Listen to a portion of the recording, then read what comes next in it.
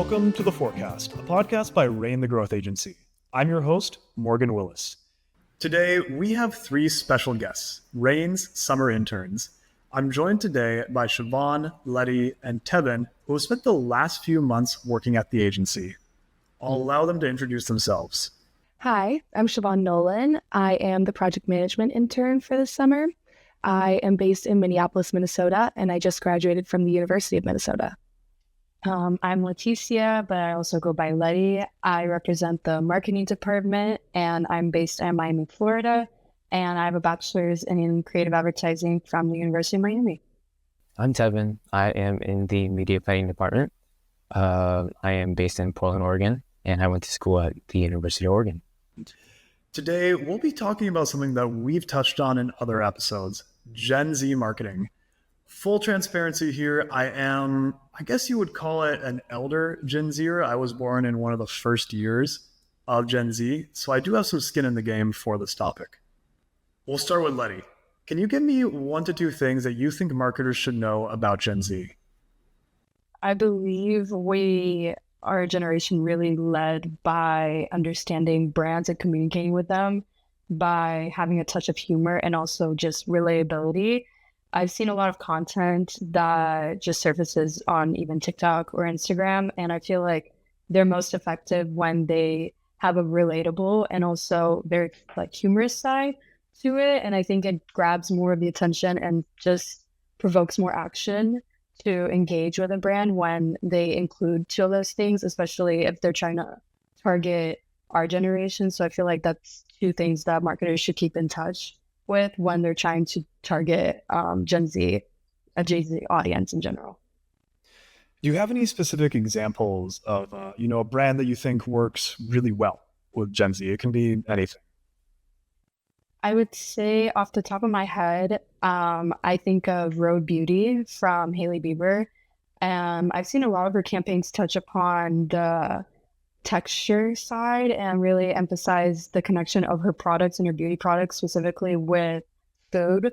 And I thought it's such an interesting dynamic because it kind of pictures sort of an appeal aside from just product appeal. It emphasizes more of our favorite sweet treats and how it can really relate to a specific product and entice us even more, because I feel like with food, we have a sort of attraction to it, and we just become more drawn to the product with more appealing images with food. So I feel like it was a really interesting dynamic to see it play out in even recent campaigns that she's done. So I think that's one really notable example.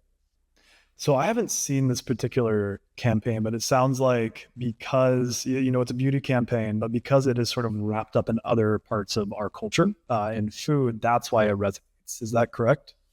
I would say so. And I believe she's a leader in doing this specific trend. I think I've also seen other luxury brands come into play. I can't name them off the top of my head, but I've seen multiple examples playing out, and I think it's super interesting how there's also other brands and being involved, and it opens the doors for not just specifically beauty, but also other industries as well. So it's a really cool trend that's being thrown in to our generation.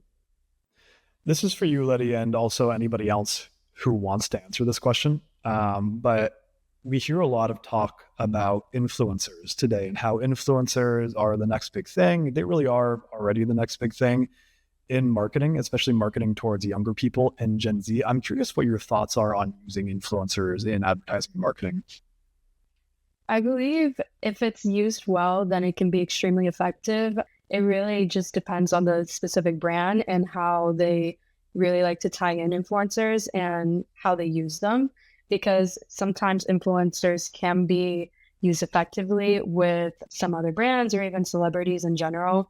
And it really just depends on the specific brand. I feel like the one notable example, and especially the most recent example, is the Sydney Sweeney American Eagle brand advertising campaign. I feel like that can be a very noteworthy example of how a celebrity, and I know she's considered more of a celebrity compared to an influencer, but it's still as noteworthy to talk about how like sometimes even using the wrong celebrity in a campaign can really turn a negative light to a brand. So I feel like used correctly and researched properly and understanding what kind of content they advertise and also what kind of voice they really preach can really make the brand voice even more effective. So I feel like it can be really effective depending on the use of influencers. Yeah, I agree with that. I think influencers can be really effective. I've seen Alex Earl do a lot of work with brands recently. And most recently, I can remember her being in the new Happy Gilmore movie. And I heard a lot of people say that they were interested in watching that movie just because she has like a cameo in it. So again, influencers can be super helpful. I would also agree. Like last week, I literally watched Happy Gilmore too, and I was interested in it because of how many cameos there were of like influencers and celebrities. And every time they came on, it's like, oh, they're right there. It's like making the movie pop out more. It's giving me like another reason to keep watching. It's like it just keeps it more interesting.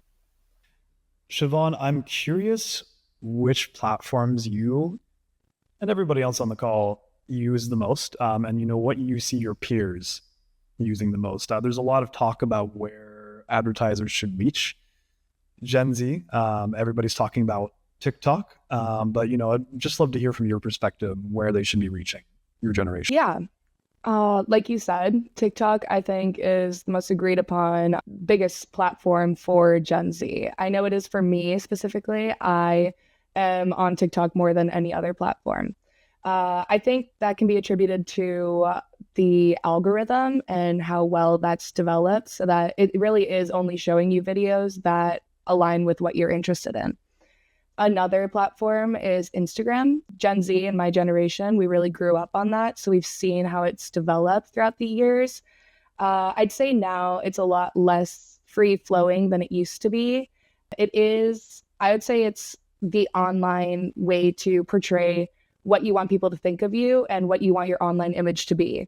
And so it's very popular, and I don't think that'll ever go away.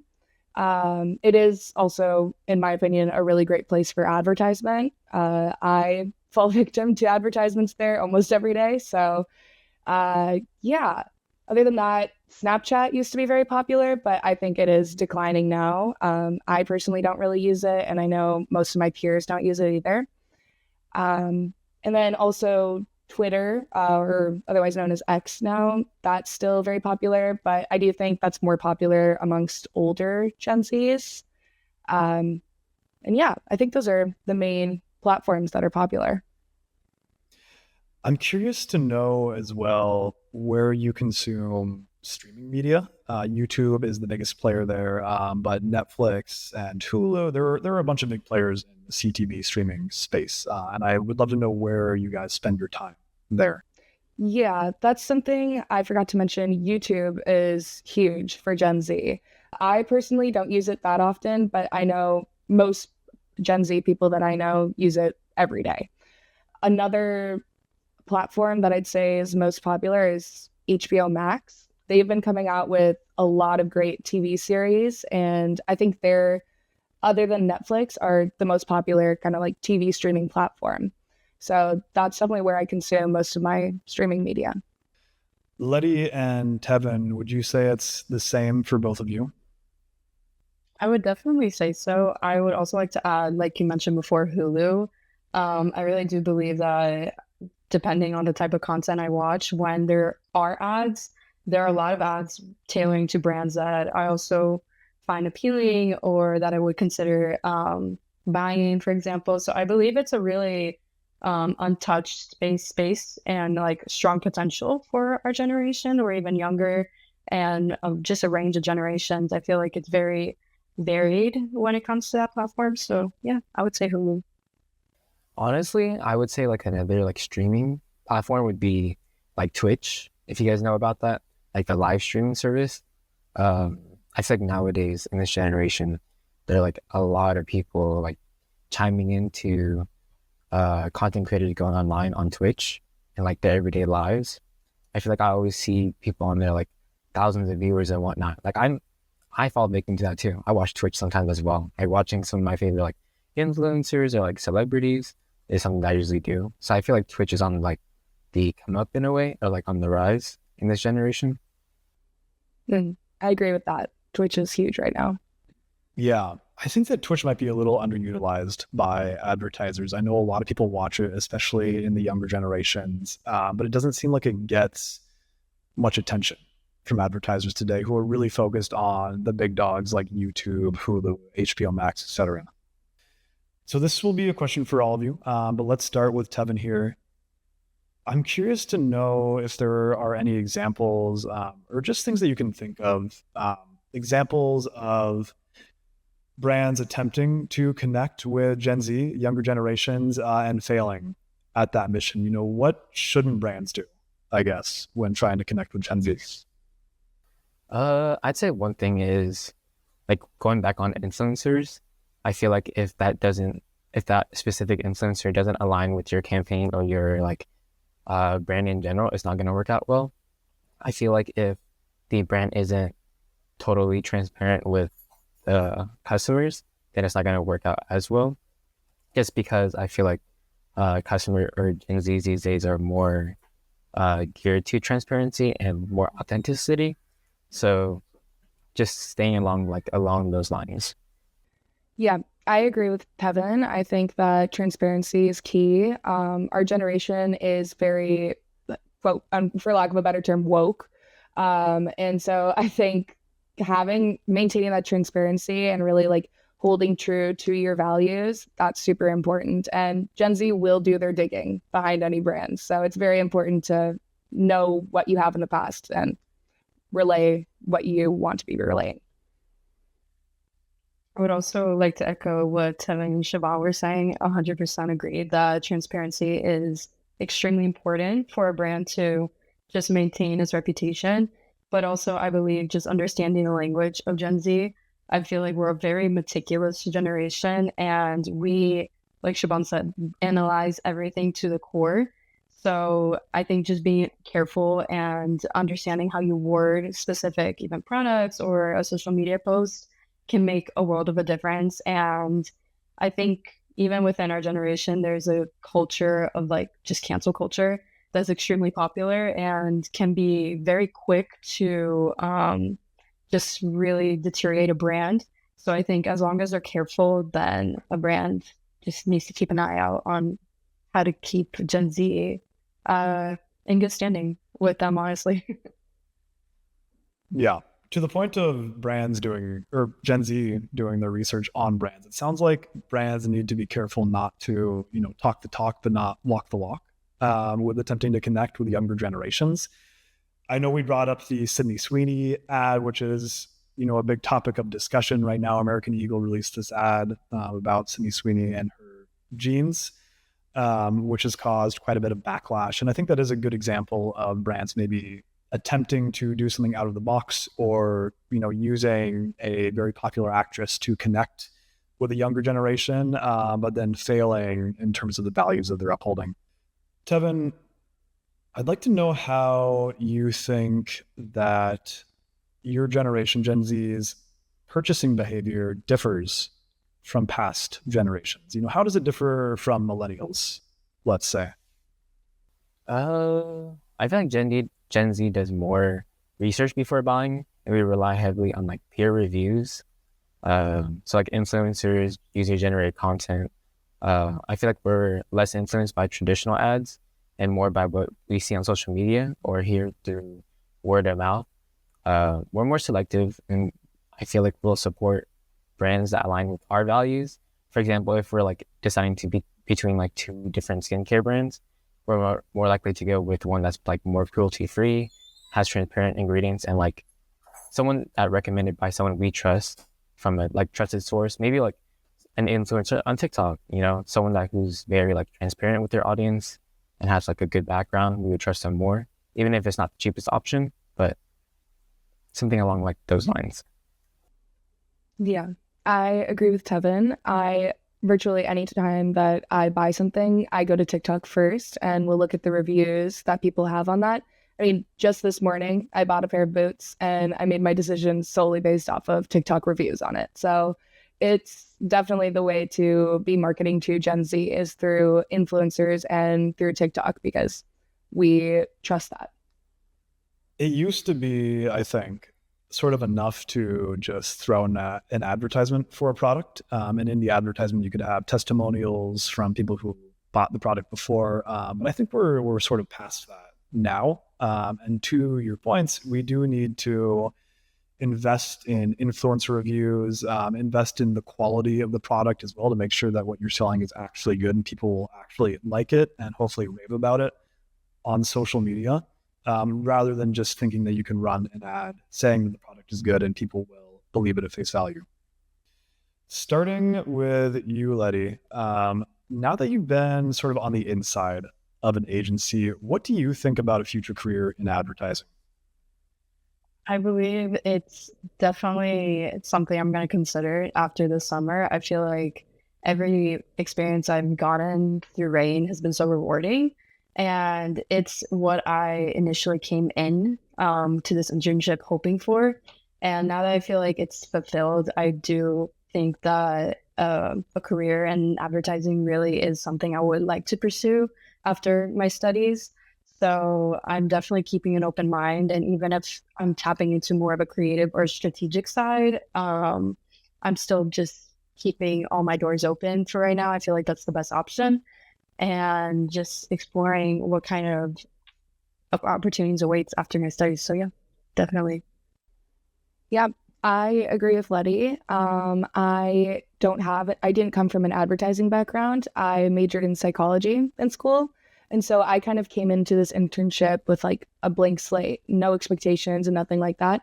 And following this internship, I can say for sure that I do see myself continuing on in advertising. I love the fast-paced nature of it, and I like the entire environment. And so Rain has been really great in showing me what I want, and I've really enjoyed my experience here. So I feel like being on the inside has definitely made me feel more excited about a future in advertising. I did have somewhat of a background in advertising because I did, since I majored in advertising, I switched my major my junior year to advertising. So basically junior and senior year was when I went into that role in a way. I feel like I've seen so much collaboration and strategy that goes into every campaign at Rain. And it's been really cool to contribute to real projects, like, thinking about like the other companies that we go with, like Dr. Squatch or like Shopify, and just like something that I've just never done before. And it's been really like exciting and cool about it. I could definitely see myself continuing in media planning or exploring the creative strategy. I feel like it's just up in the air for now, but I could definitely see myself as that. To that question, what are all of your forecasts, your predictions for the next few years of your careers? I would say I definitely want to keep on the track for project management. And so within the next couple of years, I'd like to start working as a full-time project manager, hopefully for an advertising agency. I really love the work I've been doing here, and I like maintaining a position of leadership throughout the process of all the campaigns that I've been on. And so I would like to further that and continue doing what I'm doing now. I would say I definitely want to explore the creative side of advertising. I really did enjoy the creative groups that I was able to participate in and give feedback in. I feel like just curating those creative concepts to clients really appeals to me, and I would really love to exercise that kind of opportunity and hopefully have something in touch with movies because I'm a big cinephile. So hopefully to get in touch with a client related to that in the future would be so wonderful. So yeah, I'm really excited about what there is to come. I feel like I could see myself continuing in media planning. I feel like I really enjoyed working with data and like building plans and seeing how like all the pieces of a campaign came together. I feel like over the next few years, I'd love to grow into the media planner role at an agency where I can keep learning and take on more ownership and eventually lead planning across full campaigns. But I feel like that's what I want to go into. But at the same time, in a way, I don't mind going to another like department or field just to explore. Because I feel like when I connected at Rain and talking to all these other departments, that they had like so much more to offer and whatnot. It was just different. So having like that variety, I wouldn't mind. Tevon, Letty, Siobhan, thanks for coming onto the show. Thank you. Thank you. Thanks for having us. The Forecast is powered by Rain the Growth Agency, a leading independent advertising agency. I'm your host, Morgan Willis. Art design is by Eric Hernandez, production by Beatrice Livioco. The show is edited by Morgan Willis and Eric Hernandez. Follow along with the show on Spotify, Apple, YouTube, or wherever you enjoy listening to stay in the loop. We'll see you next time.